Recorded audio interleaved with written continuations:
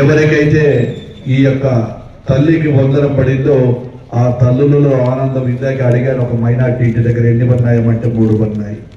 అంటే ఆ తల్లి ఆనందం అంటే మాట ఇచ్చినటువంటి ప్రభుత్వం, మాట మీద ఉండేటువంటి ప్రభుత్వం, పేదల కోసం ఉండేటువంటి ప్రభుత్వం ఈరోజు మా ప్రభుత్వం.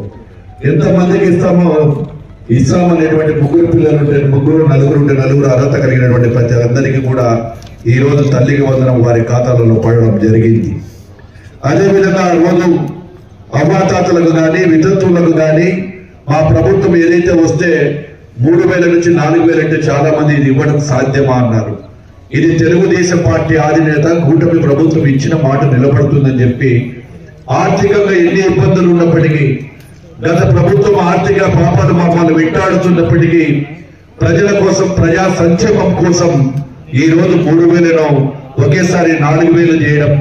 మొదటి నెలలో భాగంగా ఆ రోజు 3 నెలల బోనస్ 1,000 రూపాయలు కలిపి 7,000 రూపాయలు కూడా మొదటి నెలలో ఇవ్వడం జరిగింది. అదేవిధంగా దీపం పథకాన్ని ప్రవేశపెట్టినటువంటి నాడు చంద్రబాబు నాయుడు దీపం పథకాన్ని తీసుకొచ్చి ప్రవేశపెట్టినది ఎవరు అక్క చెల్లెల కంటే ఎక్కడెక్కడ చూసినా పొయ్యిలు లేకుండా కట్టెల పొయ్యిలు పెట్టుకుని ఆ పొగతో బాధపడుతూ ఉంటే దీపం పథకాన్ని తీసుకొచ్చి ఆ రోజు దీపం పథకం ద్వారా గ్యాస్ సిలిండర్లు, గ్యాస్ స్టవ్లు ఇచ్చినటువంటి ప్రభుత్వం వారి యొక్క ఆడవారి పట్ల, స్త్రీల పట్ల వారి యొక్క పక్షపాతితో ఆ రోజు ప్రవేశపెట్టింది చంద్రబాబు నాయుడు గారు. ఈ రోజు దీపం పథకంలో 2వ భాగంలో కూడా ప్రతి సంవత్సరం 3 సిలిండర్ల భాగంగా కూడా ఉచిత సిలిండర్లు ఇవ్వడం జరుగుతూ ఉంది. ఏ సంక్షేమ కార్యక్రమం తీసుకున్నా సూపర్ 6 పథకాలన్నీ సూపర్ సక్సెస్ గా ఈ రోజు తెలుగుదేశం ప్రభుత్వం నెరవేర్చింది. ఈ రోజు అదే తల్లికి వందనం అయిన తర్వాత ఉచిత బస్సు ప్రయాణం ఆ రోజు సాధ్యం కాదనుకున్నాము.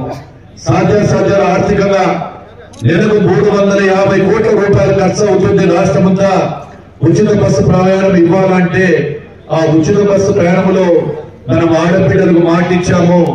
ఇచ్చిన మాట ప్రకారం రాష్ట్రమంతా కూడా ఉచితంగానే ఇవ్వాలి. ఎక్కడో జిల్లాకి ఇస్తే దాని వలన పెద్ద ప్రయోజనం ఉండదని చెప్పి రాష్ట్రమంతా కూడా ఇచ్చేటువంటి కార్యక్రమాన్ని రాష్ట్ర ఆగస్టు 15వ తారీఖున రేపు ఇవ్వబోతా ఉన్నాము. అదేవిధంగా అన్నదాత సుఖీభవ అని చెప్పిన కార్యక్రమాన్ని ఈ రోజు 2వ తారీఖు ఇవ్వబోతా ఉన్నాము.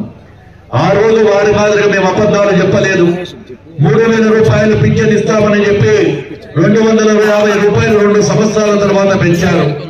మళ్ళీ అంచెలంచెలుగా వెలుగు దానికి అనేకమైన నిబంధనలు పెట్టి ఆ నిబంధనలతో లబ్ధిదారులను తోట్లో ముంచారు. ఈ రోజు మేము వైఎస్ఆర్ పార్టీ నాయకులకు సవాల్ విసురుతున్నాం. మీరు బాబు సూర్యుడి మోసం అని చెప్పి తిరుగుతా ఉన్నారు. మీరు గొప్ప ఆ రోజు మేము బటన్ నొక్కాము, మేము ఇచ్చినంత సంక్షేమం ఏ ప్రభుత్వం ఇవ్వలేదు. దేశ చరిత్రలోని గొప్పగా గొప్ప కొట్టుకున్న వైఎస్ఆర్సీపీ నాయకులకు ఛాలెంజ్ చేస్తుంటా ఉన్నా.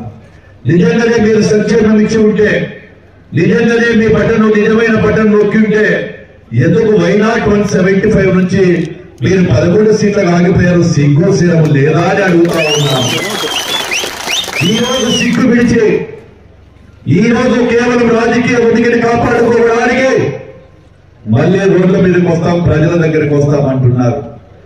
151 సీట్లు అత్యధిక మెజార్టీ ఇచ్చారు మీకు. మీరు పరిపాలన ప్రజలకు ఏం చేశారు? రాబందులో వేటాడారు, ప్రజలను హింసించారు. మిమ్మల్ని అన్ని చూసిన తర్వాతనే 151లో 5 తీసి 11 సీట్లు ఇచ్చి ప్రతిపక్ష హోదా కూడా దక్కలేదు. ప్రతిపక్ష హోదా మీరు మమ్మల్ని మాట్లాడే అర్హత ఉందా అని అడుగుతా ఉన్నా. ఆఖరికి 11 మంది ఇస్తే 11 మంది సభ్యులు కూడా తోక ముడిచి శాసనసభలో వచ్చి ఏదైనా ఉంటే సమస్యల మీద మాట్లాడాల్సిపోయి ప్రభుత్వం ప్రజల డబ్బులు ఇచ్చేటువంటి జీతాలతో బతికేటటువంటి ఆ శాసనసభ్యులు కూడా శాసనసభకు రాకుండా పోయారు.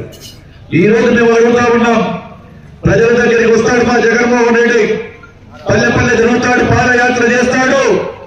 ఎందుకు పాదయాత్ర చేస్తామయ్యా జగన్మోహన్ రెడ్డి గారు? మీరు ఆ రోజు 5 సంవత్సరాలు ప్రజల చాటును తిరిగావు. 5 సంవత్సరాలు తాడేపల్లి ప్యాలెస్ కూర్చున్న ప్రజల గురించి ఏ రోజైనా ఆలోచించావా? ఏ రోజైనా ఏ గ్రామానికైనా వెళ్ళావా? ఎక్కడైనా మీటింగ్లు పెడితే పరదాలు కట్టుకుని పరదాలు రాకపోయిన పులివి నువ్వు ఆ రోజు ఈ రోజు వచ్చి మళ్ళీ ప్రజల దగ్గరికి వెళ్తున్నావు. ప్రజలకు ఏమని జవాబు చెప్తావు అంటే మేము 3,000 4,000 చేసినామని చెప్తావా? దీపం పథకం ఇచ్చినామని చెప్తావా? తల్లికి బంగారం ఇచ్చినామని చెప్తావా? రేపు ఆగస్టు 15వ తారీఖున ఆర్టీసీ బస్సులో ప్రయాణం ఉచితంగా ఇస్తున్నామని చెప్తావా? ఏ పథకాన్ని మేము చేయలేదని చెప్తావు? ఏ విధంగా నువ్వు తలుచుకుని బయటకు వస్తున్నావో ఒకసారి ఆలోచన చేయాలి వైఎస్ఆర్ పార్టీ నాయకులు. ఈ రోజు సిగ్గు సెలవు లేకుండా బాబు సూర్యుడి మోసం గ్యారెంటీ అంట. ఏదిరా బయట మోసం సూర్యుడి బాబు గ్యారెంటీ అంటున్నారు. ఈ రోజు సక్సెస్ఫుల్ గా చేశాం సూపర్ 6. మీరు మోసగాళ్ళు దేశాన్ని దోచుకున్నారు. ఈ రోజు మీ కింద ఉన్నటువంటి అధికారంలో నాడు చేసినటువంటిది అధికారులు జైళ్ల పాలవుతున్నారు. ఎందుకు ప్రజల దగ్గరికి మధ్యలో వేల కోట్ల రూపాయలు దోచుకున్నామని చెప్పేందుకు పోతారా? ప్రజల మధ్య సజ్జనికి పోతారా? ఒక ముఖ్యమంత్రి దగ్గర పనిచేస్తే మంత్రులుగా ఆ మంత్రుల కర్మ ఏముందో ఒక్కసారి ఆలోచించండి. కాకాని గోవర్ధన్ రెడ్డి, మిథున్ రెడ్డి, ఇది మేము చేసిన ఆరోపణలు కాదు. వ్యవస్థ ఆరోపణలు చేపట్టింది. వారి మీద వచ్చినటువంటి కేసు ఆధారంగా సాక్ష్యాధారాలతో దేకేరు కోర్టులు ప్రవేశపెట్టినప్పుడు మాత్రమే కోర్టులు వారికి శిక్ష విధించబడతా ఉంది. ఒక మంత్రి, ఒక శాసనసభ్యుడు కాదు, 3 శాసనసభ్యులు, అవని ఒక ఎంపీ, అవైతే రాష్ట్ర చరిత్రలో అదేవిధంగా 6 మంది IAS అధికారులు, IPS అధికారులు, మాజీ చీఫ్ సెక్రటరీలు ఒక నాయకుడి దగ్గర పోతే పని చేస్తే గౌరవంగా నేను గౌరవ ముఖ్యమంత్రి గారి దగ్గర పని చేశానని చెప్పి గతంలో చెప్పుకునే వాళ్ళు. అటువంటి వ్యక్తులు ఈ రోజు జైలు పాలయ్యారు, అనారోగ్య పాలయ్యారు. వాళ్ళు సిగ్గు శరం లేకుండా బాబు సూరెడ్డి అనేటువంటి ఒక పథకాన్ని తీసుకొని వచ్చి బాబు సూరెడ్డి మోసం గ్యారెంటీ అంటారా? సిగ్గు అనిపించడం లేదా ప్రజల దగ్గరికి పోవాలంటే? ఏ పథకాన్ని తీసుకుని సక్రమంగా అమలు చేస్తా ఉన్నాం. మా కూటమి ప్రభుత్వం వచ్చిన తరువాత విప్లవాత్మకమైనటువంటి మార్పులు తీసుకొచ్చాము. ఏదైతే పంచాయతీ రాజ్ వ్యవస్థను నిర్వీర్యం చేశారు, పంచాయతీ రాజ్ వ్యవస్థలో ఈ రోజు గాడిలు పెట్టి ఈ రోజు మా యొక్క డిప్యూటీ సీఎం వచ్చిన తర్వాత పవన్ కళ్యాణ్ గారు సీసీ రోడ్లు కానీ అవన్నీ కూడా పరుగులు పెడుతున్నాయి. మళ్ళీ ఈ రోజు గ్రామాలు అభివృద్ధి చెందుతున్నాయి, పట్టణాలు అభివృద్ధి చెందుతున్నాయి. అదేవిధంగా ఎక్కడికి వెళ్ళినా ప్రజలు స్వాగతం చెప్తా ఉన్నారు. ఈ రోజు ఎక్కడికి వెళ్ళినా మాకు కూటమి ప్రభుత్వం మంచి ప్రభుత్వం అని కూడా తెలియజేస్తా ఉన్నారు. నాడు పరిశ్రమలు పారిపోయాయి. ఇందాకే శాసనసభ్యులు అమర్నాథ్ రెడ్డి గారు చెప్తూ ఆ రోజు ఈ రోజు మనం ఎక్కడైతే సింగపూర్కి వెళితే పరిశ్రమలు వేల కోట్ల రూపాయలు మేము పెడతామంటున్నారు. మొన్న వారం కిందట క్యాబినెట్ లో 76,000 కోట్ల రూపాయలకు మేము పరిశ్రమలకు కూడా మా అనుమతులు ఇవ్వడం జరిగింది. 50,000కు పైగా ఉద్యోగాలు కూడా అవకాశాలు కల్పిస్తా ఉన్నాము.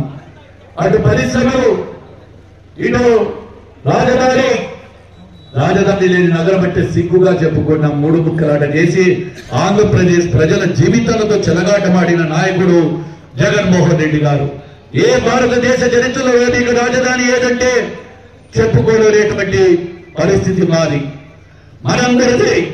అటువంటిది ఈ రోజు అమరావతిని పరుగులు పెట్టిస్తా ఉన్నాం. పోలవరం ప్రాజెక్టులు పక్కన పెడితే మళ్ళీ పోలవరాన్ని పరిగెత్తిస్తా ఉన్నాం. ఇలా చెప్పుకుంటూ పోతే ఎన్ని గంటలు చెప్పినా మన కూటమి ప్రభుత్వం గురించి ఎవరు కూడా ప్రశ్నించే హక్కు లేకుండా చెప్పగలుగుతాం. ఈ రోజు ఛాలెంజ్ చేసి చెప్తా ఉన్నాం. వైఎస్ఆర్ పార్టీ నాయకులు డిబేట్కి రండి, మీ అవినీతి ఏందో మేమేందో చెప్తాము. గతంలో ఈ రోజు ఎక్కడ ఏ కార్యక్రమం పెట్టినా కానీ కూడా అవినీతితోనే మద్యము. ఆ రోజు మద్యం ఉచిత మద్యం అన్నారు, మద్యం లేకుండా చేస్తామన్నారు. మద్యం కార్పొరేషన్ పెట్టి 25,000 కోట్ల రూపాయలకు మద్యం కార్పొరేషన్ అన్నారే. మీరా మాట్లాడేది? ఆ రోజు మీరు ఏం చెప్పారు? మద్యమే లేకుండా